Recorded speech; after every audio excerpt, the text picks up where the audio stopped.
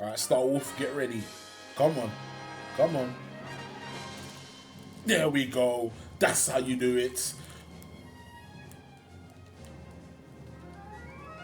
Oh, Star Wolf. Oh, did you see that? The bite from... Oh, that's a bite from long range distance. That's like a 3-pointer, man. Damn. Yo, that bite can... Oh, yeah, but don't hurt Star Wolf, bro. No. Listen. You hurt Star Wolf, you have to deal with me, rude boy. And it's like, oh, look at him. Wants to finish you off. Oh, forgive me if I seem quiet. Your song, it makes me want to listen to the sounds of nature.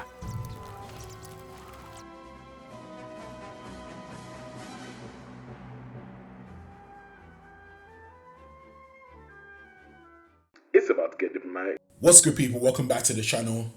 We have Ghost of Yōtei, my final thoughts. So guys, if you have not played this game yet, please exit out of the video as I don't want it to be spoiled for you. But anyway, let's continue and let's talk about the experience of this game.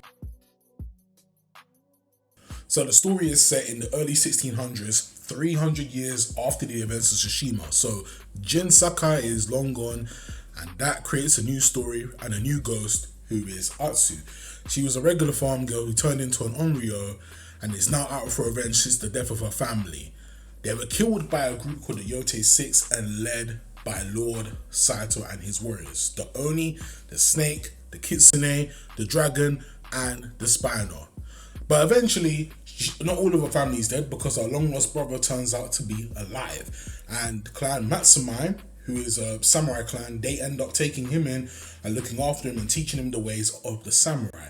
And then as he's gotten older, he now becomes a family man. And then not only does he become a family man, but he is also a lord in that clan as well. So Jubei has become very established within his ways, and so has Atsu. But Atsu's been more on a darker path. What makes this story even more tragic is that Atsu's parents, Kengo and Yon, were part of Lord Saito's clan.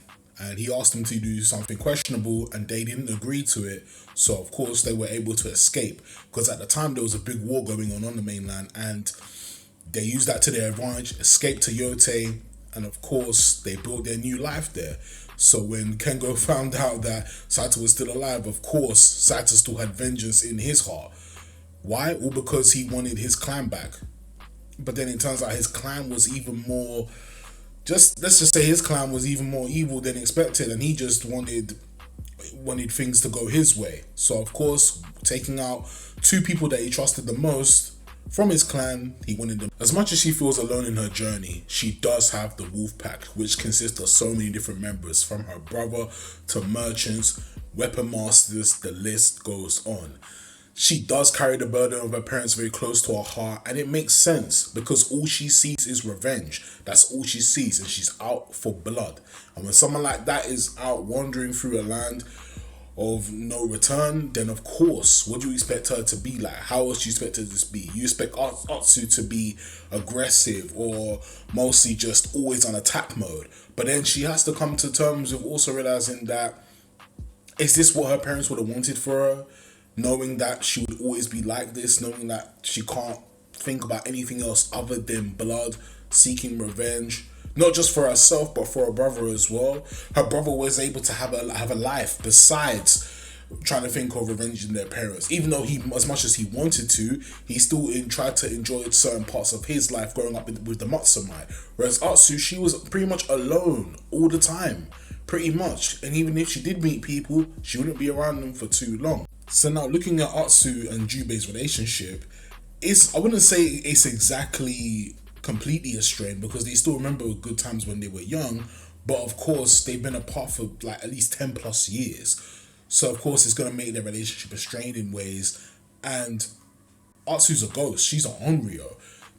Jubei is a Matsumai samurai, he's a lord, Lord Kitamori.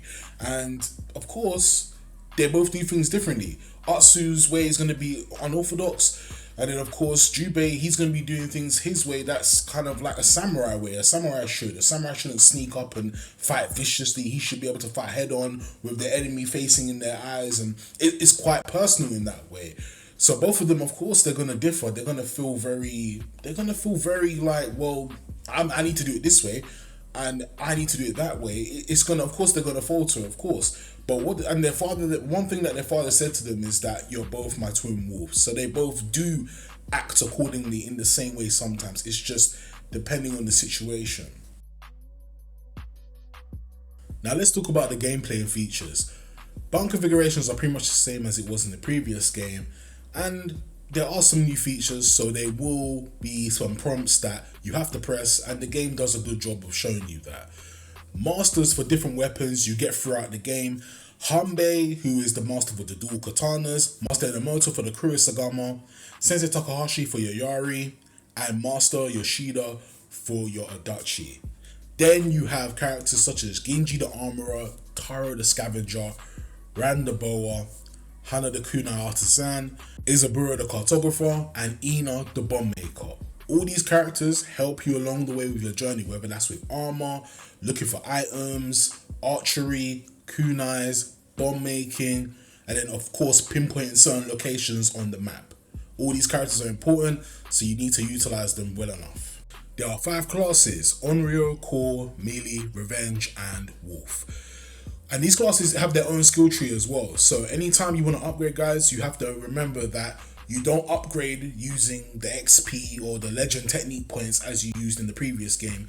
You have to look for different altars, and the altars, when you bow to it, you get to upgrade whatever you want basically. But I think the only one that's separate is the wolf. Wolf dens have to be done, and then you pray to that altar, and then you upgrade specifically just for the wolf.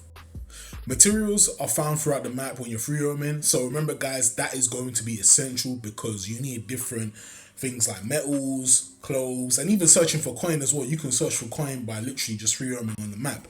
Bounties is where it's really new, guys. This is something that Tsushima didn't have and didn't need to have because of the character. But because Atsu is a Onryo, she's of course searching through the land and she needs money. So of course doing the bounty hunting stuff makes sense. And you're gonna meet a guy named Kojiro, and basically you just have to split the profits once you've done the bounty. It's kind of chiefing, I know, but that's how it's been done. Next, we're going to talk about is Tails. Tails have returned, and they still have similar rewards, just like Tsushima did. They have new weapons, new armors, but with different perks. So it's just interesting to see that how a lot of things have returned, and I'm going to be kind of repeating myself in a lot of ways anyway, guys, because that's just how it is. And some things haven't changed, and that's also a good thing as well, because sometimes when you change too much, it doesn't feel the essence of what a previous game used to be, you know? But anyway, enemies vary for each of the Yōtei 6 leaders, so you have different enemies from Oni Raiders to Ninetales, and even the Ronin. So when you see random Ronin walking around, guys, they're obviously after you, because not only are you a bounty hunter, you also have a bounty on your head as well. So people want you dead as well. And I'm not even just talking from Saito's men, I'm talking from people who are like Ronin, people who are just warriors when they want to fight. So you have to kind of be careful of where you rest, where you ride, where you go through certain places. It's just weird because there will be traps laid for you as well. Resting in the camps has been added, and that's something that I feel like was needed, especially in a long game like this, because you know you need somewhere where you can eat, where you can sleep, and even speak to random travelers, because that's what happens as well. Sometimes when you're at these camps, random travelers will pop up, even people from the wolf pack. So, and then with the camp as well, you kind of do get to relax a little bit, which does help. Along your journey, you will have time to learn the shamisen. Now, the shamisen was given to Atsu when she was a little girl, and this is something that she practices many different songs on. And not only do you get to practice and actually sit and watch her practice these songs, you actually get to interact with it by using the trackpad. So that was a cool feature that I did like, and that was something I thought, okay, now I feel even more immersed. I'm not just watching her make this song, I'm actually helping her make this song. Yeah, we have a new mini game, Zeni Hajiki. This game is a purely a gambling game, but it's a lot of fun, and it's easy once you get the hang of it, right? So a lot of people saying that it was easy from the get go. No, you have to take a little bit of time, all right, just so you can understand this game. But hey, it's something new, and it makes sense because I mean, Atsu is traveling to a lot of inns. You're going to different inns, different places. Of course, you're gonna come into people gambling. When are you not? And lastly, we have returning activities such as archery, animal sanctuaries, bamboo strikes, haiku writing, hot springs, and bokken duels. So we do have some things that are new and some things that have returned in this game, and this is what makes this game so interesting and valued, because not only are they keeping things the same, they are also adapting on new things in this. Let's talk about the positives. The aesthetics were on par with Tsushima, guys. Honestly, when you see this game, when you're riding through certain areas of the land, you are going to be like, wow, the design, the feel, the way just certain landscapes look, it just looks amazing. Now, the combat has been improved. As much as I think the combat is improved, I think it's a positive and a negative, but let me just explain the positives. On the positive side, the AI is responding a lot better. So your timings are going to have to be a lot more sharp, which is a good thing, because I feel like a combat system that doesn't improve, it's not going to make the game any better at all, and it's not going to be good for future sequels. When you visit Atsu's home, you can switch from the present to the past. And I think that's good for the story-wise, because as you go through this journey with Atsu, you think it's a revenge story. And it is a revenge story, yes. But there's a lot of instances where a lot of people are helping her, are trying to make her turn, not so much the other cheek, but just more so be like, well, there's so much more than revenge than what you're doing. So I think that's a good way to have people like that in the story, so in that way Atsu doesn't feel alone. The music, the soundtrack, the score, oh my god, like guys, it doesn't disappoint. You feel like you're in 1600 Japan. That's what you feel like. You feel like that's where you want to be immersed. Like, it immerses you in that. Once you hear that sound, you know where you are at. Due to a lot of crazy events in the story, I did spend a lot of time playing Zeni Hajiki. And it was a lot of fun. I can't even lie, it was a lot of fun. And as I said previously, you will learn to play it. You will get a chance to like ease into things. And then after a certain amount of time, it becomes a lot more easier. Customization is pretty broad. You have your different weapon kits, different color dyes, armor upgrades, masks, charms, all these things that pretty much when you use them, they are useful. I spent a lot of time playing Zeni Hajiki, and that is because there's a lot of events that happen in this game, guys, where it's just like, wow, this is a lot. So of course you're gonna spend it playing the funnest mini game in the game. So listen, I'm sorry, I spent a lot of time playing this game. I'm sure other people did as well, and I've got to tell you, man, this was so much fun. Like I said, it's not hard. It's once you start playing it, you'll get used to it and start realizing and working out different techniques to hit the coins so they stay on the table and stuff. But yeah, it's not like I said, it's not hard. It's really not hard. It is a lot of fun, and it keeps you calm as well. Customization is quite broad, especially with weapon kits, color dyes, armor upgrades, and masks. There is so much to equip to your character and to help you progress throughout the game.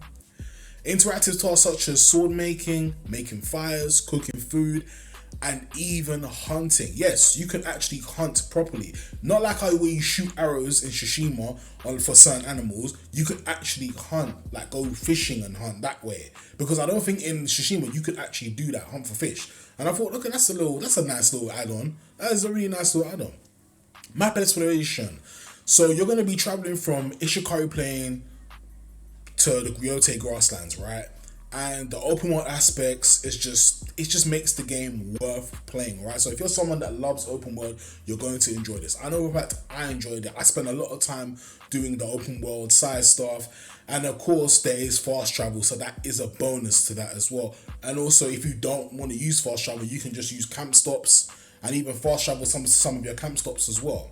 The wolf companionship is probably one of my favorite things in this game, guys. Honestly, this is seriously top 5, because when do you have somebody tag along with you, right? You don't really have that in a lot of games these days, but in this one you did. And as you saw at the start of the video, I had so much fun with this wolf. I called him Star Wolf. I'm sorry, his name was Mikage, but I ended up calling him Star Wolf. It's just, it is what it is.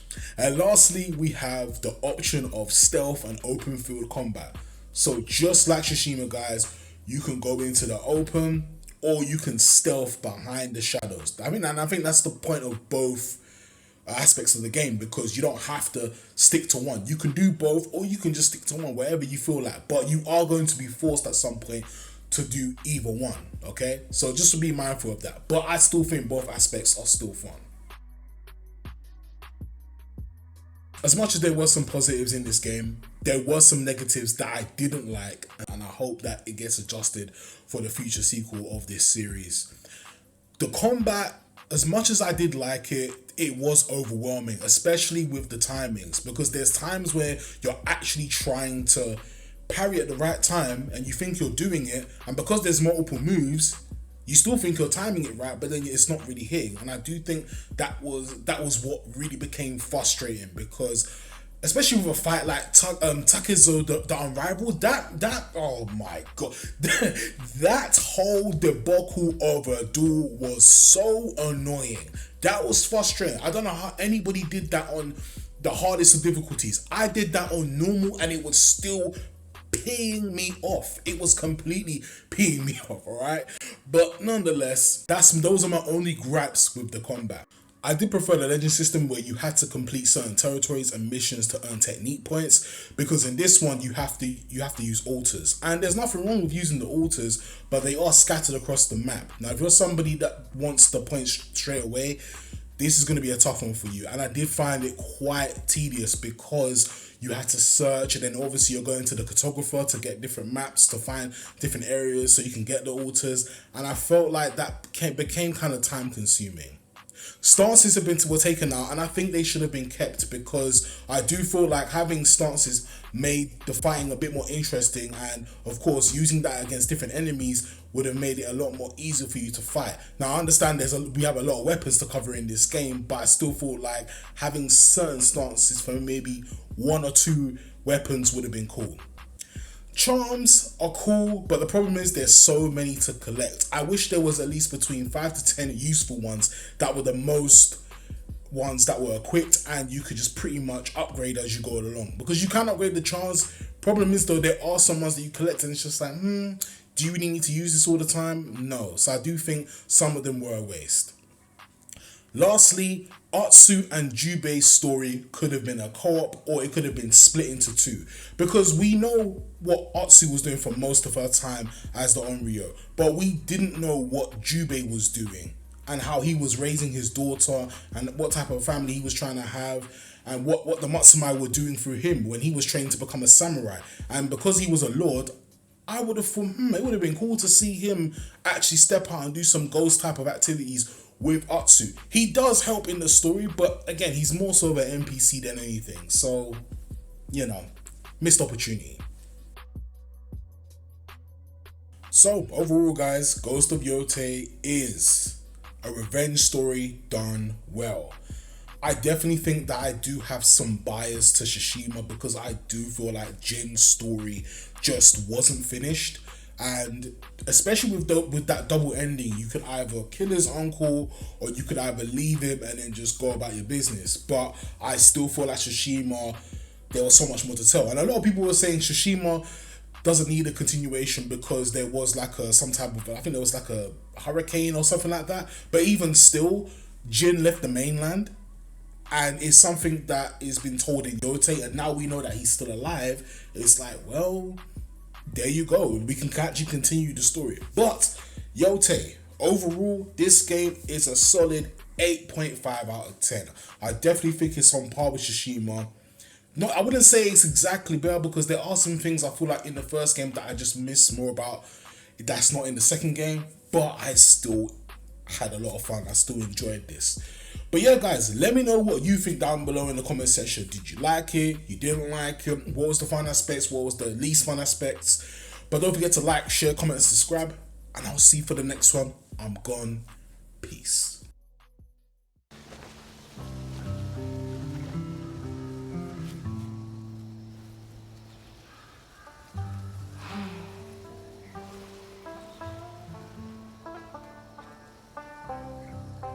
Kiku's becoming quite the musician. He'd be so proud.